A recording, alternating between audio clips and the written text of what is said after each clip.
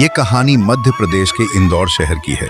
नेहा एक साधारण परिवार की लड़की जिसने बचपन से ही अपने पिता को संघर्ष करते देखा था। नेहा के पिता एक छोटे से स्कूल में चौकीदार थे, लेकिन उन्होंने अपनी बेटी को हमेशा बड़े सपने देखने की हिम्मत दी। नेहा पढ़ाई में बहुत होशियार थी और उसने ठान लिया था कि वो अपने पिता की मेहनत को बेकार नहीं जाने देगी। सालों की मेहनत के बाद नेहा एक सरकारी टीचर बन गई। उस दिन उसके पिता की आंखों में जो खुशी थी वो किसी अमीर इंसान की दौलत से भी बड़ी थी। कुछ समय बाद नेहा की शादी एक बड़े बिजनेसमैन के बेटे आदित्य से तय हुई। लड़का अच्छा था, परिवार भी पढ़ा लिखा और समझदार लगता था। घर में शादी की तैयारियां शुरू हो गईं। हर तरफ खुशियों का माहौल था। फिर वो दिन आया जब बारात दरवाजे पर खड़ी थी। नेहा दुल्हन बनी बैठी थी और उसके पिता बार बार उसे देखकर मुस्कुरा रहे थे। शादी की सभी रस्में शुरू हुईं, फेरे भी हो गए, लेकिन तभी कुछ ऐसा हुआ जिसने सबको चौंका दिया। दूल्हे की माँ अचानक उठी और सबके सामने बोली, हमें ये रिश्ता मंजूर है, लेकिन एक शर्त पर।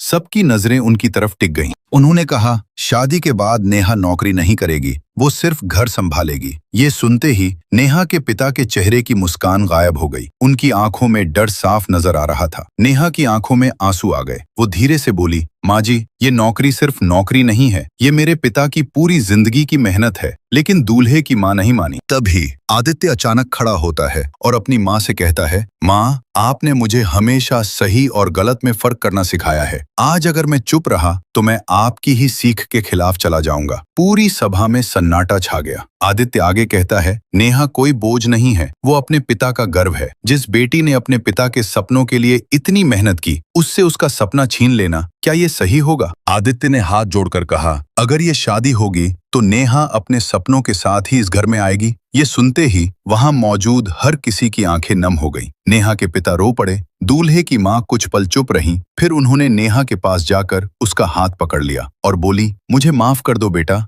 आज तुमने मुझे भी एक माँ होने का असली मतलब सिखा दिया। पूरे मंडप में तालियां गूंज उठीं और उस दिन सिर्फ एक शादी नहीं हुई, बल्कि एक सोच भी बदल गई। लेकिन अफसोस, हमारा समाज ऐसी कहानियों को कम ही आगे बढ़ाता है।